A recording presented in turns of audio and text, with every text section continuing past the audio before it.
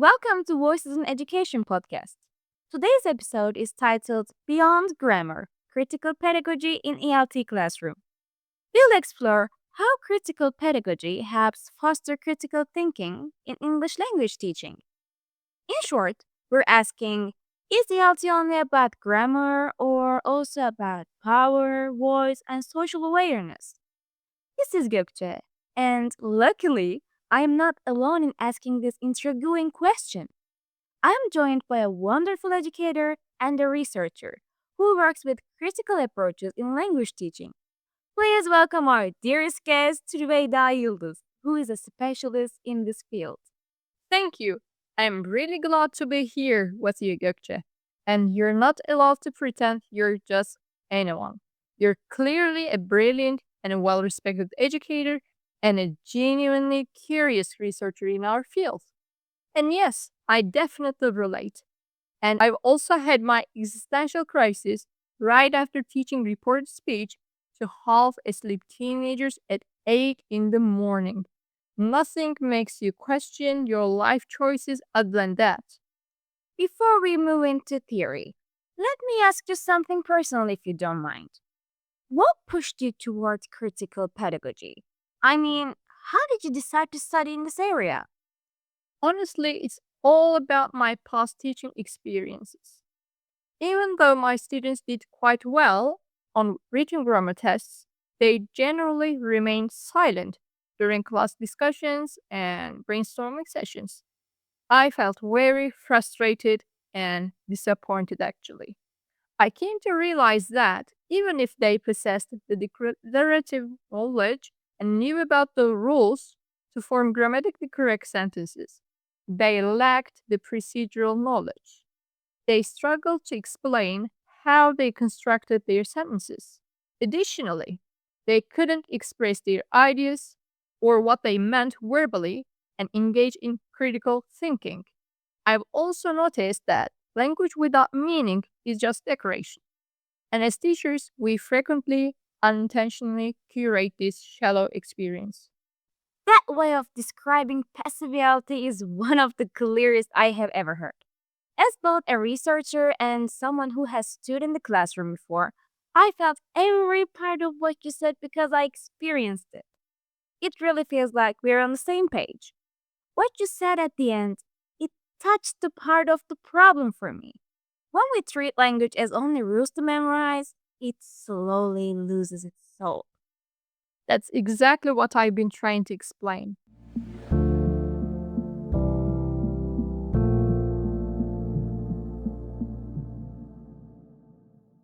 Let's start with the basics.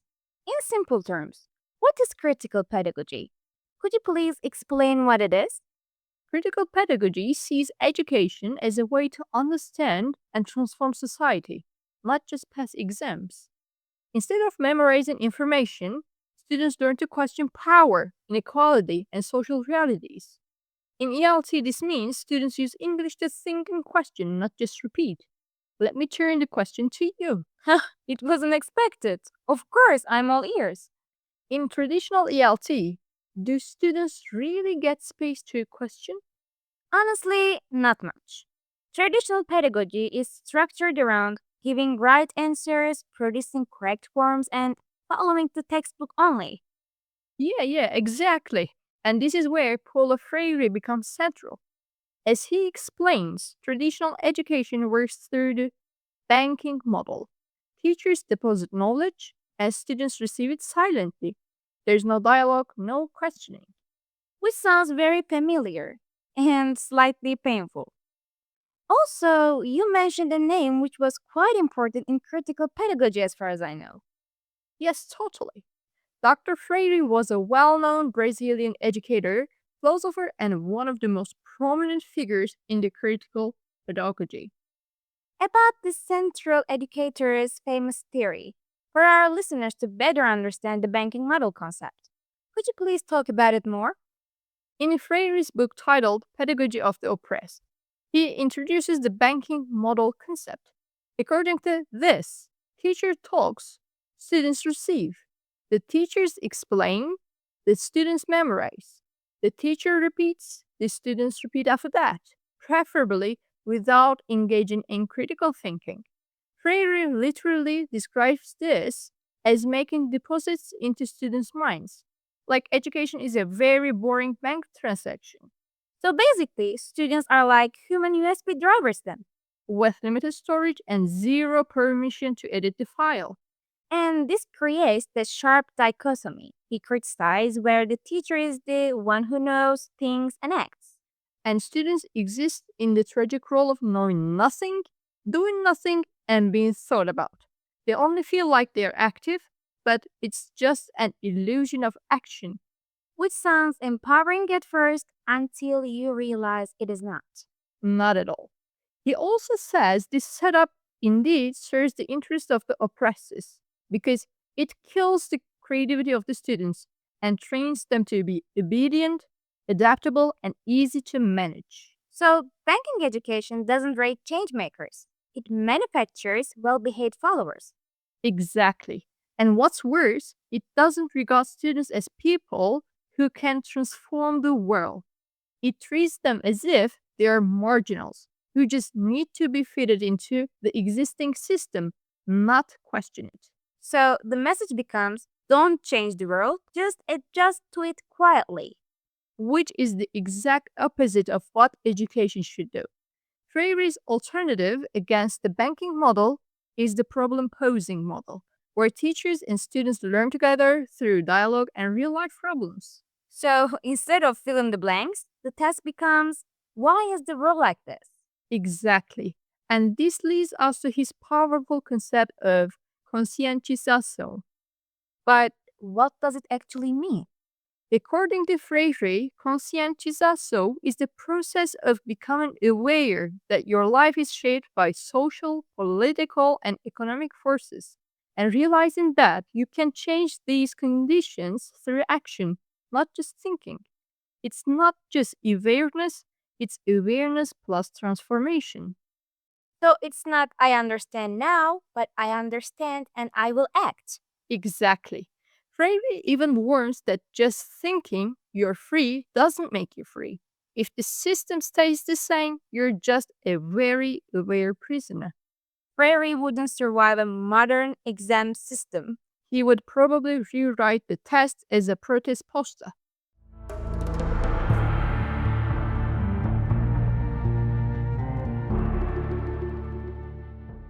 Now I want to move into a dangerous territory social media. John's article honestly scared me a little. It should. Chan explains that social media is a major side of public pedagogy, meaning students are constantly learning outside the school through Instagram, TikTok, YouTube, and comment sections, TikTok is now my student's second teacher. and sometimes the latter one. Chan warns that students constantly absorb hegemonic meanings online about beauty, success, gender, and politics. And schools are competing with influencers for attention, which we are clearly losing. Badly. And this is where the idea of visuality becomes crucial. Drawing off Mirzaev, Chan explains that visuality is not just about seeing, it's about being controlled through what you are allowed to see. Historically, such control comes from the authority of slave overseers. Today, that authority is handled by corporate algorithms. So instead of a human overseer, we now have TikTok deciding what it really looks like. Exactly. Algorithms classify, filter, and define what users see. And instead of expanding perspectives, they often reinforce prejudices because they keep feeding users more of what they already agree with. So the algorithm basically says, you liked one opinion, here are 500 more of the same. Precisely. That's how critical thinking quietly disappears under personalized comfort. And this leads to Chan's idea of communicative capitalism, right? Yes, Chan explains that students feel like they are being political online, like they're resisting, but every post, every comment, and every like becomes data for corporations. So students feel revolutionary, but algorithms sell them shoes. That's the saddest but most accurate summary of neoliberalism. But Chan doesn't just critique, he introduces something called misinterpretation, right? Yes, and this is one of the most powerful ideas. Misinterpolation means going uninvited to a discourse that was never meant for you.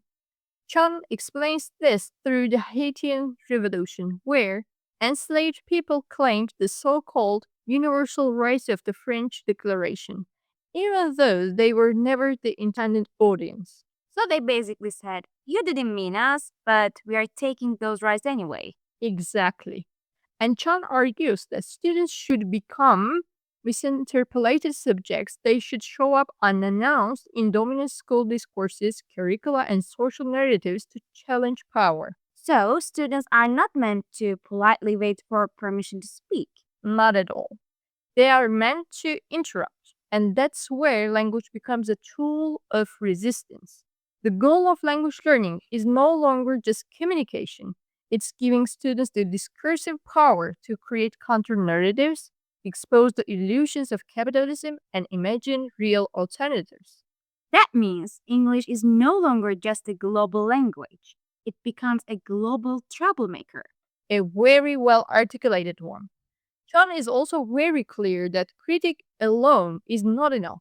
He argues the critical pedagogy must offer an alternative vision and directly challenge capitalism because the pursuit of profit is destroying not only education but also the planet.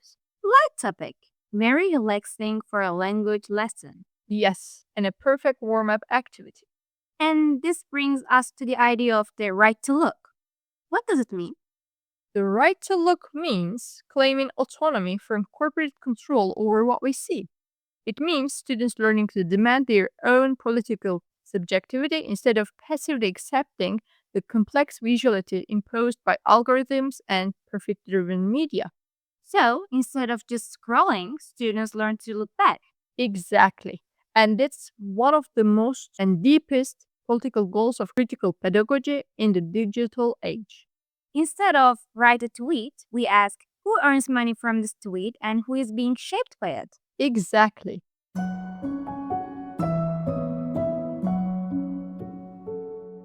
Let's talk about critical literacy. At its core, critical literacy means using text to question and transform power. It's not just about understanding a language, but about challenging social, cultural, and political inequality. So, in TESOL, teaching English is never neutral. Exactly. It's a political act with real consequences for learners and communities. Students learn not only to read texts, but to critique and create their own. And language policy also plays a big role here, right? Yes, language planning is often treated as neutral, but it's actually ideological. The global spread of English can turn into linguistic imperialism and linguicism, where non standard languages and accents are marginalized. So, critical TESOL pushes back against English only thinking. Right. By promoting multilingualism and access to the cause of power without erasing identity. What about inequality inside schools? Schools often misrecognize students' cultural and linguistic resources and view them as deficits. But students resist by creating third spaces through youth culture, code switching, and hybrid identities. And finally, the two main approaches. First, critical pedagogy based on Freire focused on dialogue, ideology critique, and giving voice. Second, text analytic approaches, which teach students the genres of power through tools like critical discourse analysis. Well, critic plus structure. Yes, and the final goal is twofold: redistributive justice, equal access to powerful language, and recognitive justice, valuing identity while questioning dominance.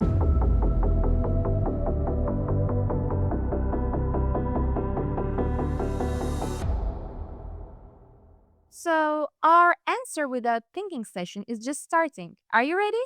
I was born ready. Keep 'em coming. Very assertive. I liked it. So, if Freire, Luke, and Chum met today, what would they argue about first? Wi-Fi speed, then capitalism, then multiple choice exams. Wow, you're fast. Now my turn. If you had to apply just one idea from today's episode tomorrow, what would it be? Let students question the text instead of me, as I'm tired. Freire would call that revolutionary rest. It was quite a clever move.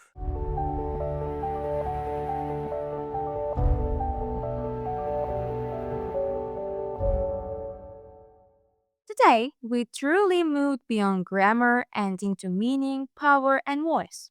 From Freire, we learned that education must build conscientização, awareness with action. From Chan, we learned that social media is also a classroom shaped by capitalism and algorithms, not just fun and filters. And finally, from Luke and Dooley, we learned that texts and media are sites of power, not neutral objects. And the big takeaway is simple. Educational settings shouldn't silence students. Instead, they should keep them speak up with the help of critical pedagogy, which fosters critical thinking skills of the students. Additionally, the students should be given the opportunity to question language policies, recognize their real identities, and access to the cause of power without harming their real identities. So maybe the real goal of ELT is not just correct sentences, but foster courageous voices. Much better. Thank you for this powerful conversation. Thank you, and good luck to all teachers trying to teach grammar, prepare exams, and promote social justice at the same time. No pressure. And to our listeners, keep questioning and teaching. And remember, one good question is more powerful than 10 correct answers. See you in the next episode of Voices in Education podcast. Next time? Is there a next time? I guess we never know.